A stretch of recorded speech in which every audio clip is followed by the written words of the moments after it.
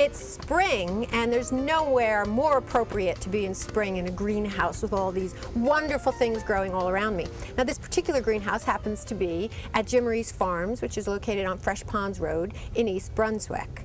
And this is a wonderful farm. It's been farmed by the same family for 3 generations, and it was preserved in the Farmland Preservation Program. But not just like any farm was preserved. It marked the 100,000th acre that was preserved, and it was a landmark celebration marked by the governor at the time, and with plans of many, many more acres coming down the road. Now, the person who owns this farm and operates this farm is Jim Giamarese and his lovely wife Sue, and they work very hard at this farm. And Jim is with me today, and also happens to be the president of the Ag Society, which is the oldest agricultural organization in the state and also the country. And Jim, you're president of that, right? Right, but I'm not that old. No, you haven't been president the whole time. No. When did it start? 1781. Oh, that is a while ago. Yes. That's a while ago. And you're faced with some dilemmas right now, not only with the Ag Society, but with farming in general. Is that right? True. A brief history of the Ag Society. It started in 1781 and was very active in agriculture. If you look at our state flag, it has 3 sets of plows, which agriculture obviously it represents. I think there's some industry and commerce plus agriculture.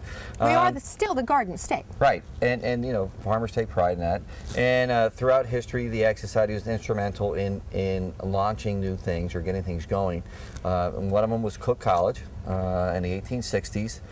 They lobbied legislature and others to get that land grant college, right? Because President Lincoln at the time put the money there. We didn't have a land grant college. The Ag Society supported that, got it passed. Later on, the Ag Experiment Station was formed, I guess, in the 1880s. Again, the Ag Society is instrumental in doing that. And the extension means, you know, going out to farms, researching, bringing it back, helping us along. Which is one of the reasons why New Jersey farmers manage to stay on the cutting edge of agriculture, because they work hand in hand with researchers and agricultural leaders. Right. And then from that point, in the late 1890s, I guess, the state board was formed. The State Board of Agriculture. Right, which is elected from a convention of farmers, so it's a very democratic process. Does that still go on? Yes. This convention? Yes. The Ag Convention? Yes, and that's in the Department of Agriculture, and then I believe it was around the late 1890s, again, not shortly after that, the Department of Ag was formed, and you know, till its current day, over 100 years has been around, really supporting and keeping us viable. But there seems to be some challenges to that at the moment. Yeah, the governor wants to save a few bucks. His latest proposal... Not very much. Not very much. 300 to 500,000. I guess it's just some personnel shift or layoffs. But the department consists of about 250 people. Yeah, but not all of them are paid by state money. Correct. Some is some federal money that's 79 employees are paid by federal money. Federal money. And that money is used for the nutrition programs, which are administered by the department, that feed the children in the schools. There's about a $370 million windfall that we receive. I shouldn't say windfall, but monies that come into the state Department of Ag to feed the kids and make sure they get a healthy breakfast, healthy lunch. And then there's another whole bunch of those employees that are actually funded by bond money for the SADC and whatever. State Ag Development Board. And it's kind of interesting because the last bond issue that came up was passed by 70%. So the public seems to really like the idea of having preserved farmland and open space. Right. It's a little ironic because the governor in his last, or at the last round of ballot issues, put up the stem cell, and he was very supportive of that, along with, you know, open space. But, you know, the stem cell failed, and open space passed. And obviously, I think people were kind of revolting a little bit in regards to taxes. You know, but open space always seems to, you know, get the attention and do well. And 50% of the open space today, but 50% of the open space now is still in the hands of farmers and being farmed. Right. And agriculture is still the 3rd largest industry in the state. Right. But their budget, I love this number, their budget is 0.028% of the state budget. Yeah. But they're the 3rd largest industry in the state, and the governor wants to cut out the department. Right. Does this make sense? Doesn't make sense to me. Do you have any suggestions? Well, farmers are going to have a tractorcade coming up soon, and we're going to go down to Trenton, and hopefully they'll hear us. I'm going to go down and take pictures. At least I'm going to try. Okay. We've all contacted our legislators. So if anybody at home wants to do it, just relay that the Department of Ag is our advocate. When we have water issues, or we have a drought, or we have disease issues, or gypsy moth, animal disease. And let's not forget that marketing. Part of the Department of Agriculture is the Beneficial Insect Laboratory, which is one of the state-of-the-art facilities in the country. Right, and it helps us use less pesticides. Much less pesticides, and it sets the standard for how to do that kind of work, and has solved many problems. Has affected the gypsy moth. They're working on the woolly adelgid on hemlock, which is something that affects many homeowners, and that's just one aspect. Right. But the truth of the matter is, this appears on the surface to be an agricultural issue. But you don't have to go very far to realize that if agriculture doesn't get the support and the encouragement that they need, and farmers work so hard, they're not going to want to keep doing it. And if the farmers all go away, what happens? I mean, really? Then there's a lot of void ground that's been preserved, obviously with taxpayers' money. So it's kind of talking out of both sides of your mouth, because here you are preserving farmland, and but you're cutting not out giving the us, Department of Ag. No, but you're not giving us the support to keep us going. And a lot of people would think, well, how's the Department of Ag affect me? I work in an office with computers or whatever. And I say, well, you like to eat. Obviously, it keeps local food. It keeps me, a local guy, here. I mean, God forbid if there's ever a terrorist act or disease outbreak somewhere in the country or the world, basically it secures your local food production. Supposedly, we only have a 3-week supply of food in the Northeast. Because of food has to be shipped from other parts of the country. Even best case scenario, the agricultural land that's left in the Northeast is not enough to sustain the population. But you certainly don't want to make the situation any worse. Food security and safety is something that is often on people's minds and discussed on a regular basis. And here, this is something that is totally counter to that. And again, makes no sense. So if you happen to be a homeowner that likes to eat and likes to see open space and likes to have locally grown food, then I suggest you go to the website www.njfb.org.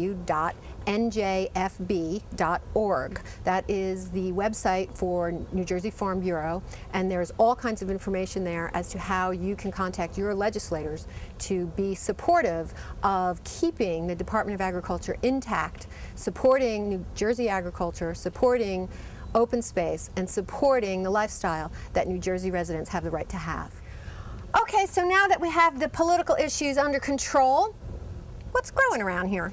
What's growing? Well, Sue handles the greenhouse. Mostly, these you're going to see are flowers. These are small impatiens that she grows out to be a little bit bigger, and she's going to put them in the hanging baskets. Does she do these from seed? She buys these as plugs. What's a plug? A plug is like the size of your pinky. Little tiny thing. Yeah, a little thing with soil in it, and it has one seed, one plug. Basically, it's a cell, just as these are. I don't want to pull this out, but they're cells, but they're much smaller. So the minute you take it out of the smaller cell and you put it in the bigger cell, it takes right off. Where in the old days we used to pull it out bare root, and they sit for about a week and get a little the roots get all you lose a lot of roots, disturbed, and so they're not happy. So these are flowers for that. We grow a lot of our own transplants, that we use for do you peppers, plant tomatoes. These out there? No. These are for sale. So people can come here and just buy them in hanging baskets or 6-packs and that kind of thing? They got to wait a few more weeks. Yeah, well, okay. May 1, May 15. Okay. But Sue's going to use these to get much bigger, put them in hanging baskets so they're very big and lush in time for spring. Like these? Right, like this these. size? What's that? That's the something tuberous else. begonia. Oh, those are gorgeous. Right. Yeah, gorgeous. Big flowers. Big flowers on these. Yeah, so she'll start all this stuff, and again, we use our own transplants to get us an early start out in the field. So you grow your own vegetable plants for planting out in the field, right? And we sell them to homeowners too, but obviously all these are for us, So, how many acres do you farm? Yeah. About 90. And how many different crops do you grow? Oh, geez, Peg. A to Z. A to Z? Asparagus to zucchini. And your corn grows smiles from ear to ear, right? That's on your truck. I love that. Yeah. I love that. You've been saying that for a long time. It's still true. Yeah. And you have a farm stand here? Yeah. So people can come? What are your hours? Generally, they're 10 to 6, Tuesday through Saturday. Sunday is 10 to 3. Mondays we're closed. You mean you this get year, a day off? Yeah. Yeah, that's good. Well, I get a day to go pay my bills. Oh, and okay, do other do, things. do all the odds and ends that we don't get to do. Now, did I see some fruit trees out there? Oh yeah, we do have apples. We have maybe about 8 varieties of apples. The newest one being Honeycrisp. That's the greatest, the latest and greatest. About 10 varieties of peaches and nectarines. But our store really doesn't open until about the 1st of June this year. So I don't want people to think that we're open and they see this now. So the store's not open, but the greenhouse is open, so people can come get plants? Yeah, about the 1st or the 15th of May. It's too early, the 1st of May.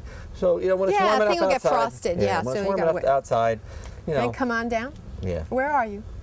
Fresh Ponds Road, 155. Fresh Ponds Road, East Brunswick. Okay. All right. Well, I'm looking forward to it. You have Christmas trees too, right? Yeah. Do everything. It's too early for that, though, Peg. Yeah, you think? I'm going to be planting them soon. The tractor rally took place in Trenton not long after our visit at Giamarese Farms. On April 1st, 128 tractors descended upon West State Street in front of the Capitol building.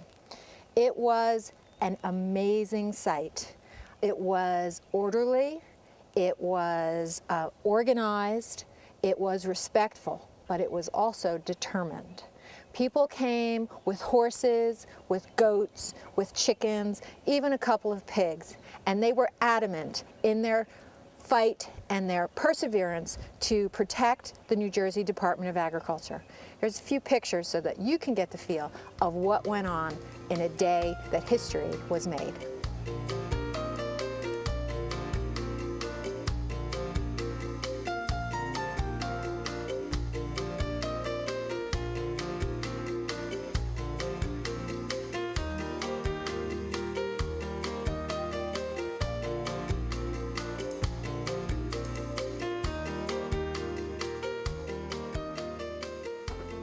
This is the basement, but it's not like anybody else's basement because the entrance to the basement is right at the entrance to the main part of the house. The stairs are all connected. So when you come in, you see the basement floor, which had pink carpeting on it for a while, but as basements go, it got a little wet and got a little yucky, so we ripped it out. And then it was just ugly concrete. So if you remember, a couple of months ago, I started to play with a tile cutter and experimented with it and realized it wasn't that hard. Now, I'd done a couple of other small tile projects, but never anything as big as this. But if you look, you can see it came out really nice.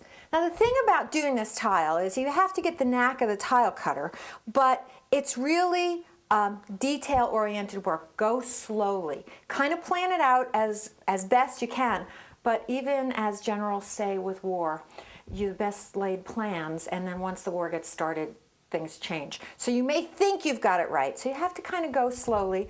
I was a little disappointed on that end because I had wanted to turn the corner and make it more like a square, and I was unable to do that because the tiles didn't line up. But nonetheless, for my first big tile project, I'm very pleased with how it turned out. Now, I ripped off all the moldings in order to be able to lay the tiles right up. And I had to add on the in the doorways these moldings, which were not really intended for this purpose, but they had to be rounded on this end because I didn't want anybody to trip on them, and I was having trouble finding them, so I came up with something on my own. And I'm going to put weather stripping on the bottom of these doors to fill in that gap. So that should all work out just fine. Now over here we have the heat duct, which had just a hideous metal, just with lines, ugly thing. And I was able to find this in a catalog, and I ordered it, and it fits perfectly. Now it's been painted pink because the walls are pink, which are freshly painted, and I wanted this to be nice but blend in, so I made it the same color as the walls. It needs one more coat, but then it'll go right in that spot. It fits perfectly, so I was very happy with that. Why have something ugly when you can have something pretty?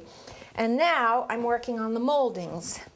These are called plinth blocks, and these are oak, and these are going to go here on the bottom of each of the 4 doors in this tiny little hallway. So I'm going to put these on first and then put the moldings on top. I'm doing it one piece at a time because, again, this is not something I do all the time, and I'm going slowly to make sure I get this part done correctly. But if you come back next time, I'll show you the next phase that we're in. But if I can do this, so can you. It's always nice when you can accomplish 2 tasks for the price of 1. And these branches are from a flowering quince, which I pruned the bejeebies out of yesterday. It was having some trouble. But I picked some of the branches that had flower buds on them, and look, the flowers are already opening. With the warm water that you put in the vase and the warmer temperatures of being inside, the flower buds are starting to open almost immediately. Now you can do this with a lot of things. In general, it's best to prune your spring flowering shrubs after they bloom.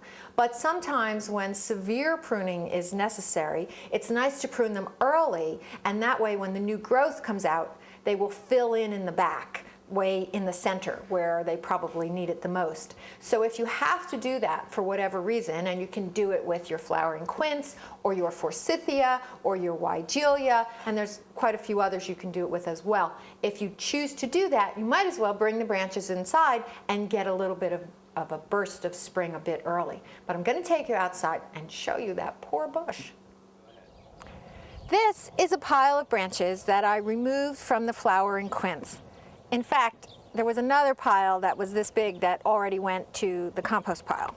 So I took off a lot of branches. Now, if you look very closely at this right here, this is a branch that just snapped off. I didn't have to prune it. And it's all black at the base. It looks like some sort of disease got into it last year and killed quite a bit of it off. But I really suspect it was last winter because a lot of things suffered, and it doesn't seem to have any pustules on it or anything that would indicate a fungus disease. So I think that it really suffered not this immediate winter, but last winter. And it wasn't looking so good last year either. So the time had come to take serious action. And this is what we have left. And these beautiful crown imperials, which I had planted in that spot years ago, were actually completely encased in branches all the way around it. So I managed to save them too. Unfortunately, in the transition, they got a little floppy, so I need to hold them up now. But this is what's left, and it had gone all the way back to the porch, about 1.5 feet in front, and a perfect mound. If you look in the center, you can see that there's a fair amount of new growth coming. Now, I really want to encourage that, and it was for that reason I was willing to sacrifice the flowers. Of course, we were able to save a few for inside. So what I have here is liquid fertilizer, and I'm going to give it a nice dose of fertilizer in order to encourage that new growth and give it a head start on spring. Now, there's lots of different kinds of water-soluble fertilizers. I thought that in this case, giving it a good drink wouldn't hurt, not that the ground is dry, but I just decided that I'd prefer to use the water-soluble. Granular would have worked as well. So, there you go. With a little luck, it'll get nice and green and fill in. I haven't seen what looks like the spread of any disease, so I'm hoping that that all works out. We'll visit this bush next time and see how much foliage it actually puts out. It really gets magnificent flowers, so it was well worth the effort. This is my closet. I love my closet. It's a fabulous closet. It's a big closet. And it's big enough so that I don't even have to have dressers, which is wonderful. It makes the actual master bedroom more comfy with comfy chairs and fireplace, and we don't have to have dressers to detract from that. But there's an ugly thing in my closet, and I hate it, but it's essential. And I've tried to come up with a variety of ways of covering it up, but I just came up with one that really works. There is the electric box, the one that serves the entire second floor. And it's ugly, and I would like to cover it. And it kind of sticks out from the wall a little bit. So finding something that was the right size, the right shape, I've tried a few things and nothing worked. But I came up with such a fabulous idea. It cost me, I think, about $4.69. This is a tension curtain rod, and it's actually one for a shower, which makes it a little thicker than your regular small skinny little tension rods. But it's the right size, it fits in here, and watch what I'm going to do.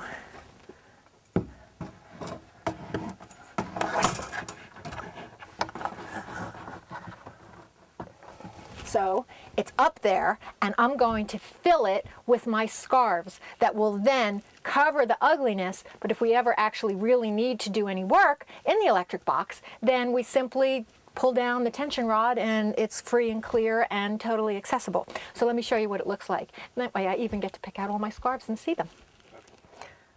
Okay, well, I've only got a couple more to get up here.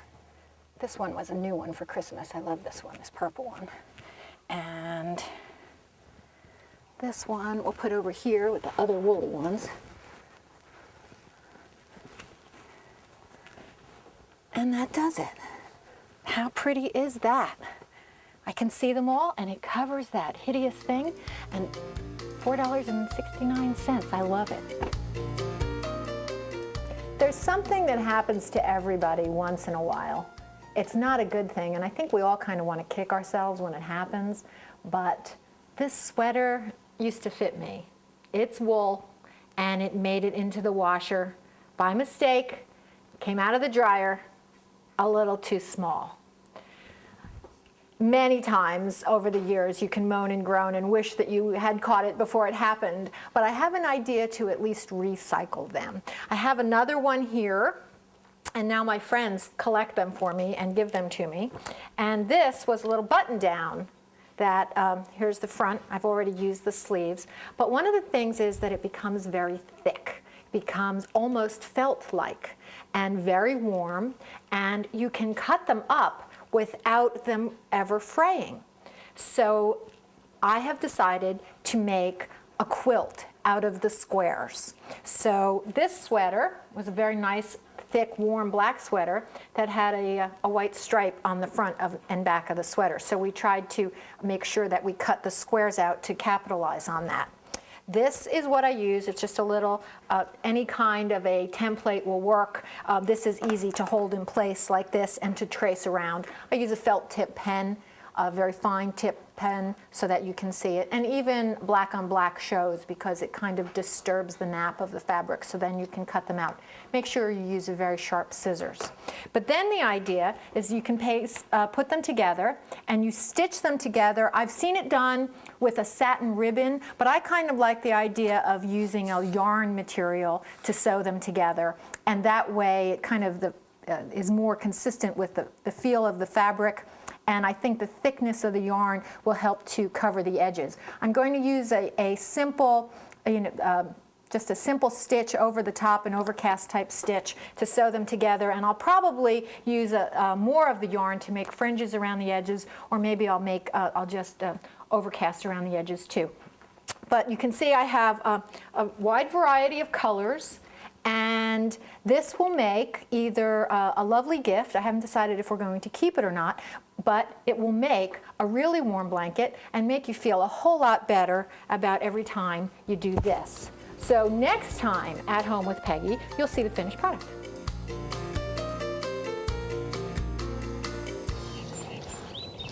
I'm planting hollyhocks in a very special place.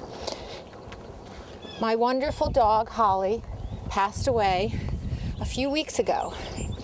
And here she is under the shade of a dogwood tree with other old friends like Tasha and Zinni. Her real name was Hollyhock, but everybody knew her as Holly, and you may remember she was the official greeting dog at the nursery last year. I have to say she went like Grace Kelly, absolutely gorgeous and full of life right till the end. I found her unexpectedly next to my bed, 2:30 in the afternoon, after she spent a wonderful morning running around with the other dogs. She will be missed, and no one will ever replace her.